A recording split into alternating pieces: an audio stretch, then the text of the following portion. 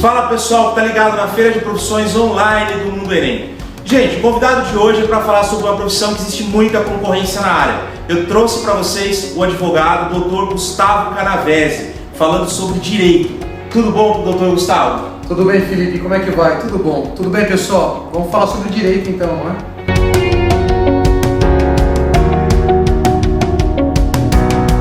Eu queria que você contasse um pouquinho, depois você passou para o outro lado, você passou para o lado da academia, né? Foi professor e agora tem mais um mindset, né, no decorrer da vida que está rolando. Queria que você deixasse à vontade para contar um pouquinho sobre isso. Bom, em primeiro lugar, a escolha, né, da área de humanas, eu acho que ela já estava ligada, obviamente, às minhas escolhas anteriores, como eu sempre gostei de ler, sempre gostei de história, português. Porque na minha época ainda, eu falo na minha época como se fosse muito velho, não sou, mas a questão de 15 anos, a realidade das universidades era diferente. E quem procurava o curso de Direito, procurava um curso mais tradicional, voltado a essas questões mais filosóficas do direito. Hoje, com o número de universidades, de cursos de direito que nós temos, ficou muito mais complicado você manter tais discussões. Então, na minha época, eu passei por um processo de mudança. No último ano da faculdade, eu queria ser promotor de justiça e foi no último ano que eu decidi que eu queria ser tudo, menos promotor de justiça. Mudou seu mindset. Exatamente. Não porque seja uma péssima profissão, muito pelo contrário, é uma profissão muito boa, muito bonita. O problema maior é que eu não ficaria satisfeito com aquela profissão. E o maior problema hoje é o pessoal que acha que fazer direito é concurso público e se garantir. Não. Porque dependendo da realidade que você vai viver no dia a dia, vai ser um inferno na terra. Não interessa quanto você receba. Um bom salário é muito bom, todo mundo gosta. Agora, fazendo o quê? Esse eu acho que é a pedra fundamental, justamente é essa. Então, o aluno tem que entender o dia a dia de um advogado, o dia a dia, né, do corre-corre e documentação, e tem que digitar isso, e tem que ter prazo, né, tem que ser uma pessoa a tentar prazo. Mas no decorrer da sua carreira, você trabalhou e trabalha como advogado já há quantos anos? 15 anos. Há 15 anos. Em um determinado momento da tua carreira, você mudou teu mindset e falou o seguinte: bom, além de ser advogado, eu consigo contribuir um pouco mais. E hoje eu posso falar que há um bom tempo você é professor em algumas das universidades mais renomadas do Brasil, questão de direito, não é isso? Eu gostaria que você contasse um pouquinho como isso aconteceu, se teve influência, enfim, como é que foi tudo isso? Eu fiquei muito curioso, como estudioso do direito, estudante na época, sobre o procedimento e o processo de aprendizagem do próprio curso de direito. Direito não é um curso que tenha licenciatura, é só bacharelado. Então há uma certa dificuldade até daqueles que querem lecionar. Os professores de direito acabam, de modo geral, sendo muito mais o resultado de habilidades pessoais do que propriamente de treinamento quanto à educação. Então fica aí a minha primeira percepção, que eu acho que no futuro do curso de Direito, o curso ele passe por uma preparação maior dos professores com utilização de novas tecnologias, porque o que se vê muito hoje é isso, a tecnologia também revolucionou o direito. Os processos judiciais de hoje são totalmente eletrônicos, não tem mais papel. Quer dizer, existia tanto papel como existe ainda hoje, que o planejamento é que vai deixar de existir só daqui 30 anos. Mas os novos não, os novos todos são eletrônicos. Então veja só como isso mudou e vai continuar mudando o direito. E aí, em um determinado momento, você estava lá trabalhando e deu start, falou: quero ser professor? Quantos anos você tinha? Como é que foi isso? Eu comecei a lecionar com 25 anos, foi quando eu comecei a deixar a barba, inclusive porque eu fui lecionar para o pessoal do primeiro ano e achavam que eu era um veterano dando um trote no pessoal na época, né? Os trotes não eram também tão violentos, aquela coisa toda. Então lá eu comecei a lecionar pelo interesse sobre o ser humano. Para você fazer direito ou qualquer curso de humanos, você tem que gostar de gente. E para gostar de gente, você tem que também entender sobre as pessoas. Mas para entender sobre as pessoas, antes de mais nada, é necessário que você entenda um pouco mais sobre você mesmo. E isso vai lhe trazer uma felicidade muito grande na medida em que você fará as escolhas mais adequadas para a sua carreira. O curso de Direito garante uma gama de situações, não só a advocacia é uma delas, mas só de possibilidades eu diria que são mais de 30 profissões diferentes que trabalham diretamente com a justiça, mas que são muitas oportunidades. Então, quer dizer, muitos de vocês que estão fazendo vestibular hoje podem perguntar: puxa vida, agora eu não sei direito o que eu vou fazer e depois que eu fizer direito eu vou ter o mesmo problema?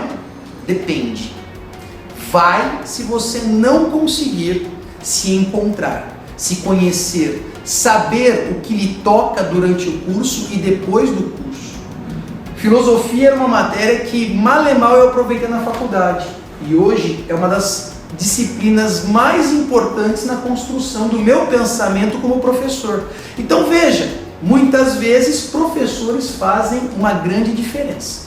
Gente, está vendo só, hein? A gente nem conversou sobre filosofia. Para quem não sabe, filosofia vem crescendo absurdamente nos processos de seleção, principalmente na prova do Enem. Pega o teu professor de História, teu professor de Geografia e Filosofia e dá uma olhada na quantidade de questões de filosofia das últimas edições da prova do Enem e como isso é importante realmente você. Não é só para o Enem, não, é para a vida, né? O que a gente está falando aqui é por conhecimento e formação como cidadão, né? E aí dentro da sala de aula você pode ter um contato um pouco diferente, né? Porque até então o seu contato era com o teu cliente do dia a dia e agora você passa a ter contato com um aluno, né? Uma visão um pouco diferente. Você era um aluno de direito, você se formou e rapidamente você se tornou professor, quer dizer, te colocou numa situação completamente diferente daquela que você vivenciou durante o período acadêmico e te coloca numa situação de tanta responsabilidade ao ponto de começar a usar barba para poder mostrar um pouco mais de serenidade, né, de maturidade frente aos alunos.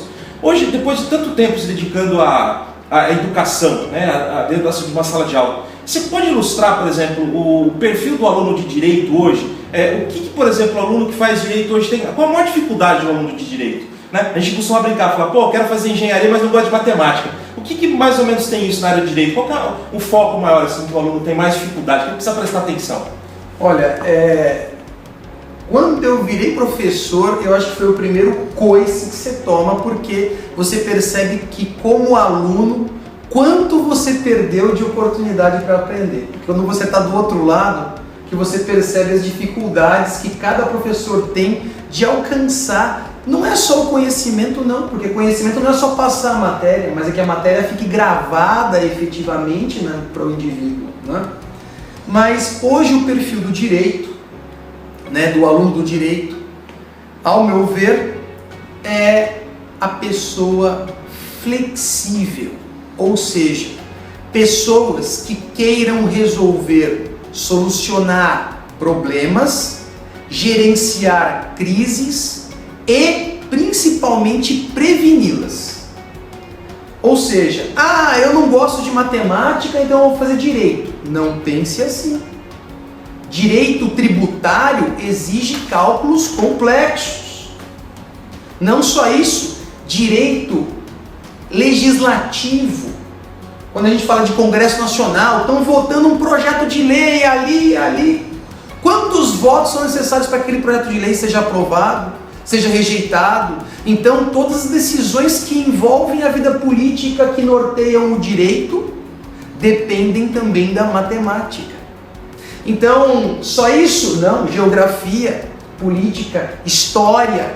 Em tese, o estudante de direito é aquele indivíduo que tem uma capacidade de absorver uma grande quantidade de informações, gosta da leitura, gosta do contato humano e consegue, com isso, desenvolver-se orientando o novo direito. Porque hoje nós mudamos o direito. Veja que até pouco tempo a condição da mulher era diferente da do homem. Veja a questão dos grupos LGBT hoje, Lei Maria da Penha. Então nós temos tantos assuntos, drogas. Nós temos hoje duas eleições, já a última e a anterior, candidatos à presidência falando abertamente sobre legalização de drogas. Quer dizer, isso muda completamente o quadro. Então o estudante de direito tem que ser alguém com cabeça oxigenada, cabeça aberta, ansioso para solucionar e ajudar aqueles que precisam ser ajudados. Doutor Gustavo, como você escolheu essa profissão? O que te motivou a essa escolha, né? E se existia na época em que você estava pesquisando, né, se é que existia alguma dúvida, alguma diferença entre escolher entre uma universidade e outra, escolher entre uma faculdade e outra? Bom, eu acho que todo mundo, né, fica naquela questão, né, na pública, não é na pública, tem toda essa discussão. Na minha época havia sim uma diferença, não é da pública e da privada. E dentre as privadas haviam algumas universidades, faculdades que eram as mais disputadas. Então sim, havia essa seleção. Mas na minha época não havia tantos cursos de direito quanto tem hoje. Eu não sei se você tem esse dado ou se alguém tem esse dado. No mundo, no planeta Terra, tirando o Brasil, nós temos 800 cursos de direito. Só no Brasil, quase 1.300. Nós temos mais cursos de direito do que o resto do planeta. Isso tem um impacto na qualidade do ensino. Então, quando você fala na escolha da faculdade, há de se verificar se é uma faculdade, qual é o conceito dela no MEC, como é que funciona, mas principalmente, não só o nome da faculdade, mas peça para assistir uma aula teste, converse com pessoas que estudam lá, porque muitas vezes uma instituição que pode não parecer tão boa para alguns, seja mais adequada para o seu perfil. Então veja, não há hoje tanta hierarquização, não é, como existia, acredito, na minha época. Mas infelizmente o que eu tenho visto é que há também uma perda de qualidade. E com esses números também, se não perdesse qualidade, seria algo estranho, né? Seria algo estranho. Então, fica esperto, abre o olho, vai escolher direitinho a faculdade que você vai estudar. Lembra que eu sempre falo para vocês, tem a faculdade de primeira linha, faculdade de segunda linha, faculdade sem linha, né? Profissional mais ou menos, salário mais ou menos, oportunidade mais ou menos. Profissional bom, faculdade boa, né? Salário bom, e assim vai. Doutor Gustavo, quais eram as opções de trabalho durante a sua formação, até mesmo após a conclusão? Muitos alunos eles falam, eu quero estudar determinado curso, mas o que de repente eu posso ter de estágio no meio desse curso? Remuneração é legal, não é? Depois que eu me formo, quanto tempo para estabilizar na carreira? Se é que existe a estabilização na carreira? Lógico, existem fatores externos que influenciam isso, mas o que você tem para falar um pouquinho sobre esse período que você vivenciou na prática? Olha, essencialmente, durante o curso ele exige uma carga de leitura relativamente grande, e as chances de trabalho elas envolvem essencialmente os estágios, tá certo? O estágio pode ser um estágio no escritório de advocacia, e existem os estágios públicos. Você faz um concurso público para ser estagiário de promotor de justiça, de juiz. Existem alguns programas também da própria polícia para você conhecer a função de delegado. Então, a oportunidade de se conhecer as profissões, ela deve ser exercida por todos os alunos. O que às vezes eu temo e lamento por alguns, é que alguns entram em grandes escritórios e eles só querem ser advogado daquele escritório. Por quê? Porque paga bem. Tudo bem, mas e depois de 10 anos? Como é que esse indivíduo estará lá nesse escritório? Feliz? Contente? Alegre? Será que é aquilo que realmente ele gostaria de realizar? Eu abandonei um escritório, não abandonei é uma palavra muito forte, né? Mas eu tive que largar um escritório em função da vida acadêmica. Trabalhava num escritório processuais em São Paulo enorme, mas não estava feliz lá. E era advocacia, mas era uma advocacia voltada a um tipo de clientela específico, de corporação de construção. Agora, tem advogado que se especializa em indústria tabagista. Então vejam, as áreas elas são enormes e as oportunidades também são muito grandes. Só que durante o curso é estágio. Dificilmente você vai conseguir relacionar. Você pode ter lá alguém que trabalha em um cartório, um servidor público, mas diretamente assim é mais difícil. É depois que você se forma.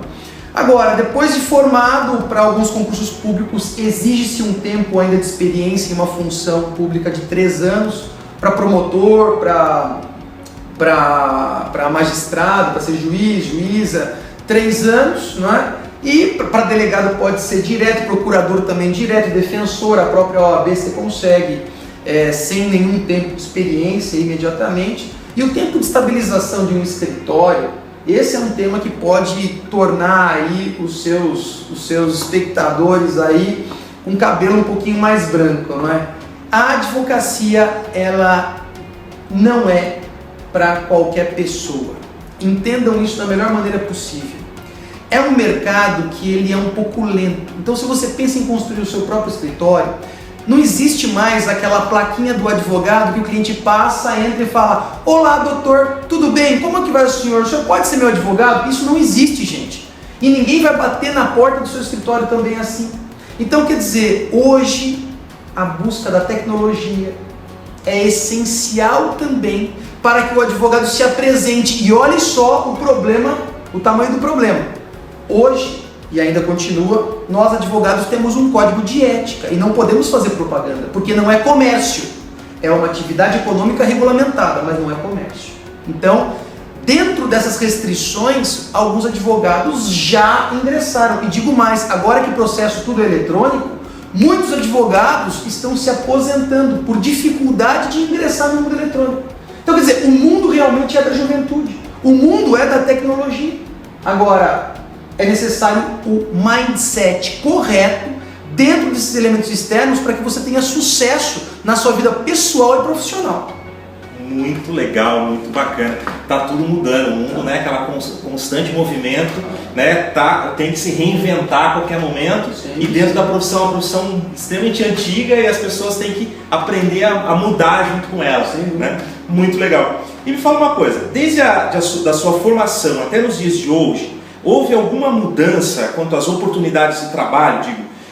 Quando você decidiu pelo curso, por uma universidade, você tinha a ideia das suas oportunidades de mercado, ou seja, eram claras as oportunidades de mercado, e hoje, depois de tantos anos, depois de formado, se o seu horizonte abriu. Lógico que abriu, porque a gente já falou de várias alternativas e mudanças que você já teve como profissional durante esse período. Mas gostaria que você falasse um pouquinho mais sobre, desde a época da formação, trazendo para os dias de hoje, né? Qual era a visão que você tinha naquele momento de oportunidade e hoje a visão que você tem de oportunidade. Isso para fazer um paralelo para você que está assistindo, porque você vai entrar na universidade para estudar Direito hoje e daqui 10 anos você vai viver a mesma situação que o Dr. Gustavo está vivendo. Ou seja, uma mudança de comportamento, uma mudança de perfil de profissional, do direito dentro do mercado de trabalho, etc. e tal. Então isso também vai mudar, não é isso? Claro.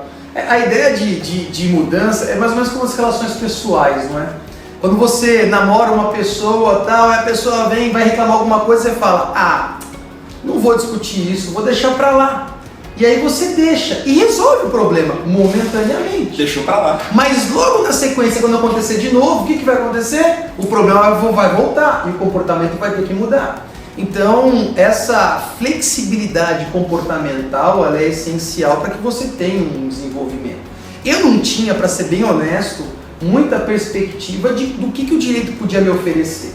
Não tinha no começo. Porque no começo o que a gente fazia? Comprava na banca de jornal aquele guia do estudante, lembra? Abria, procurava ali, é isso que eu quero. Alguns que tinham maior condição econômica e financeira tinham acesso a psicólogos, a avaliadores para verificar qual que é a sua área, mas quem não tinha era o guia e só. Dificilmente você tinha canais de comunicação como o do Mundo Enem. Indicas, tipo, a informação não era tão vívida como é hoje. Então eu acho que isso mudou também o perfil. Eu não tinha essa percepção, mas eu também sou um dos seres humanos, um dos felizes seres humanos que aproveitou dessas informações e continua aproveitando tranquilamente. Legal. Me fala uma coisa, qual é a tua perspectiva para o jovem que pretende seguir os seus passos na escolha profissional? O cara que está olhando agora e fala assim: eu quero fazer direito, eu escutei o que esse professor disse, eu acho que tem tudo a ver comigo e eu quero fazer direito. Não siga os meus passos, siga os seus próprios passos orientados por um princípio único, que é gostar do ser humano e buscar cada vez mais desenvolver esta área jurídica que precisa desse tipo de mudança de comportamento, desse tipo de atitude jovial, que infelizmente a justiça tem se mostrado um pouco mais antiga. O que é normal, porque é uma área de pessoas mais conservadoras, não é? Eu não sou conservador tanto da área, mas veja só que num país tropical ainda estamos aqui usando terno e gravata, porque fala-se de direito, muita gente imaginou talvez que eu estivesse de terno e gravata. Veja, algumas pessoas, e se vocês procurarem nos jornais, teve um rapaz que foi fazer uma audiência e o juiz não deixou ele entrar, porque ele não tinha sapato, ele estava de chinelo. Só que ele não tinha nada além do chinelo. Então veja que essa violência muitas vezes simbólica, a peca, a toga, o juridiquês, a palavra difícil, isso está caindo hoje no direito. O direito passa a ser algo mais próximo do povo, algo que faça mais sentido para as pessoas. Você vai falar sobre aborto, droga, religião, vários outros temas que envolvem o mundo todo, como o seu bairro, envolve sua família, envolve sua cidade, o seu estado. Então quer dizer, você quer fazer direito? Não siga o passo de ninguém, siga o seu próprio passo. Agora, tenha firmeza ao pisar. Às vezes, a gente tropeça e cai. Seja resiliente. Eu diria, para ser um bom estudioso do direito, tem que ser resiliente. Aprender com os erros e aprender a não deixar se afetar por elementos externos que muitas vezes são superiores à nossa capacidade de mudança. Legal, anota aí, pessoal, resiliência, hein? E não é só para direito não. E fala uma coisa, quais são as características da profissão que o vestibulando precisa se atentar antes de fazer a tua escolha? Um pouquinho daquilo que a gente comentou, né? Eu não gosto de matemática, quero fazer engenharia. Como funciona isso dentro do direito? O que o cara tem que gostar ou não pode gostar para escolher essa profissão? Existe isso? Existe, tem que gostar de estudar, né? Esse é o princípio. Tem que gostar de estudar. Agora, eu diria que não é a única, mas uma habilidade muito interessante que eu acho que pode facilitar a vida de muitas pessoas é a questão da linguagem, sabe? A questão da linguagem. Então, você entender como se escreve bem, como se fala, como se pensa. Veja que depois do curso de Direito, eu já formado, eu contratei uma professora de português para me dar aulas, porque na época não tinha também cursinho, não tinha nada disso, para que eu renovasse o meu português. Fiz curso de retórica e fiz curso de lógica. Para que tudo isso? Para me instrumentalizar. Porque eu percebi durante o curso que essas são ferramentas sem as quais você pode ser o melhor aluno, tirar 10, tudo certinho, mas na hora de colocar esse conhecimento prático na vida, aí é que vai faltar e você vai dizer, meu Deus, me formei e eu não tenho a menor ideia do que eu vou fazer agora. Sabe aquela sensação de estou perdido, não sei mais o que fazer, e agora? Não, você não precisa ter esse tipo de sentimento, desde que você tenha essa orientação. Legal.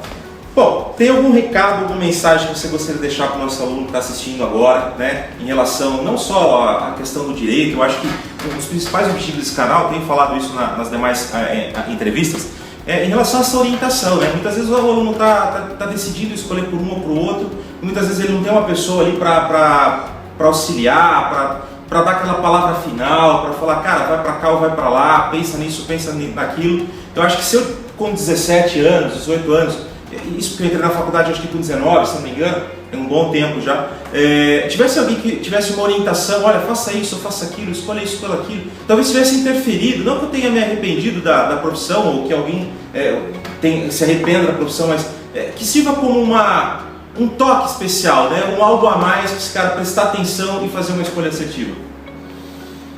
Eu diria que, em primeiro lugar, vocês são muito jovens e um dos benefícios de ser jovem é a gente poder errar. E vocês podem errar e vocês errarão. Isso não tem problema.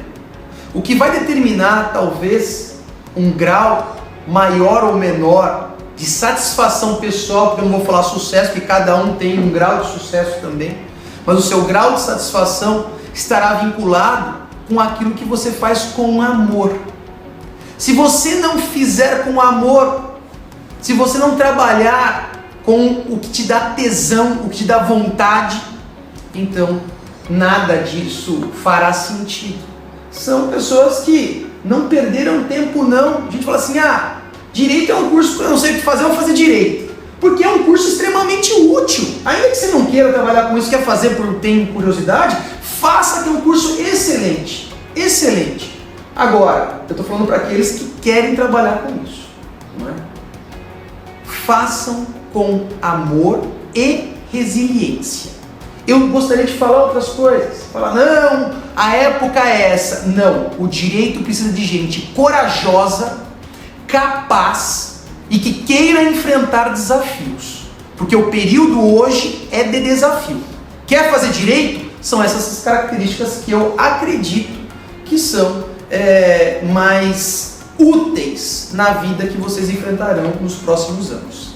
Maravilha, gente! Gostou do nosso vídeo? Se inscreve aqui no canal, você vai ser o primeiro a ficar sabendo. Não esquece de dar um joinha ou dar uma negativa, o importante é você participar, tá joia? Fica com a nossa próxima entrevista, espero que vocês adorem, tá aqui no canal, pode aproveitar. Dr. Gustavo, gostaria de agradecer demais, você é um grande amigo, um grande parceiro. Imagina, eu gostaria de agradecer demais, é uma pessoa que eu respeito muito, e muito obrigado por participar dessa nossa entrevista. Olha, Felipe, eu que agradeço esse espaço, agradeço também a atenção de todos vocês, espero que todos vocês tenham aproveitado alguma coisa, eu tenha contribuído com algo, e eu estarei sempre à disposição de vocês para o que precisar. Muito obrigado e boa sorte a todos vocês.